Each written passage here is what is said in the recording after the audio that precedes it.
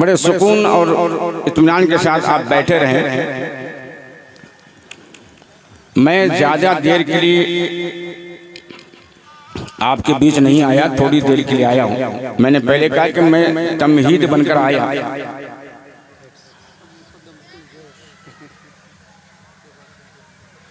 नहीं अभी मुकद्दमतुल जैश भी नहीं बन पाया।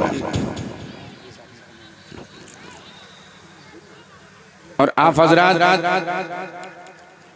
जिस अंदाज में बैठे हैं, सावन मधुपुरी को जिस अंदाज में आपने सुना, हालांकि थोड़ा आपको अपने अंदर जज्बा को बेदार करके समाअत करनी चाहिए थी।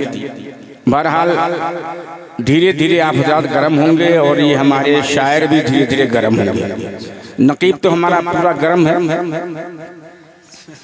ना, ये इनका गर्म रहना जरूरी है।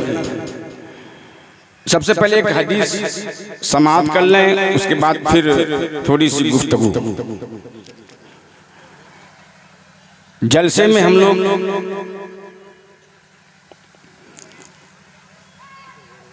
दरूद शरीफ पढ़वाते हैं, आप हजरात पढ़ते हैं, उलमा पढ़ते हैं, खुतबा पढ़ते हैं, शोरा पढ़ते हैं, सब पढ़ते हैं। इस सिलसिले में मेरे नबी ने इरशाद फरमाया कि जो बंदे मोमिन मुझ पे दरूद पढ़ता है,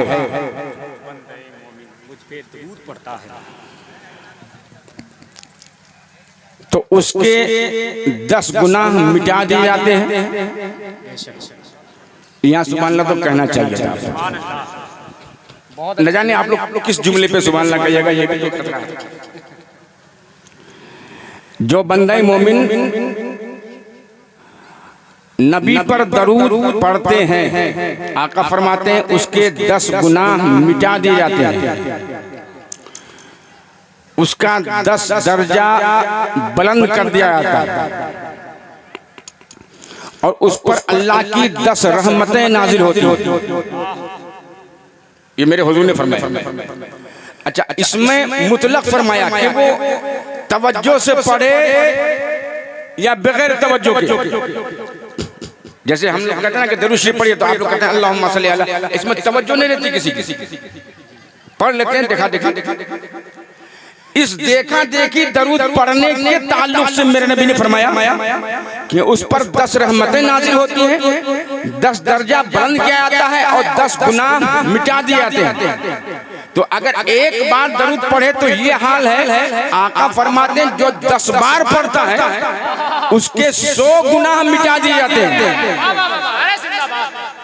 नहीं, आप हजरात का ज़ौक़ पैदा कर लीजिए, थोड़ी देर मेरी गुफ्तगू हो जाए। वैसे तो हर हफ्ते हर दिन कहीं ना कहीं आप लोग सुनते रहते हैं, मगर फिर भी आप सुने। 100 बार अगर दरूद पढ़े तो उसके 100 गुनाह मिटा दिए जाते हैं, 100 दर्जे बुलंद किए जाते हैं और उनके नामे आमाल में 100 नेकियां लिखी जाती है, यानी अल्लाह की 100 बार रहमतें नाजिल होती हैं। ये उनके लिए है जो बगैर तवज्जो के दरूद पढ़ते हैं। मगर मेरे नबी ने इरशाद फरमाया, लेकिन जो बंदे मोमिन पूरी तवज्जो से मदीने वाले आका की तरफ ध्यान लगा के जब दिल की गहराई से दरूद पढ़ता है, तो आका फरमाते हैं मैं खुद अपने कानों से उनके दरूद शरीफ को सुना करता हूँ। नारे तकबीर, नारे रिसालत, सोचें, हुजूर फरमाते हैं मैं खुद अपने कानों से उनके दरूद शरीफ को, हम दुख में आ गए।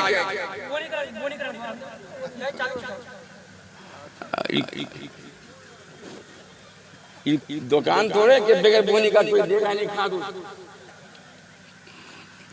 देखिए ये बहुत मुखलिस लड़का है, बोनी कराने आया है।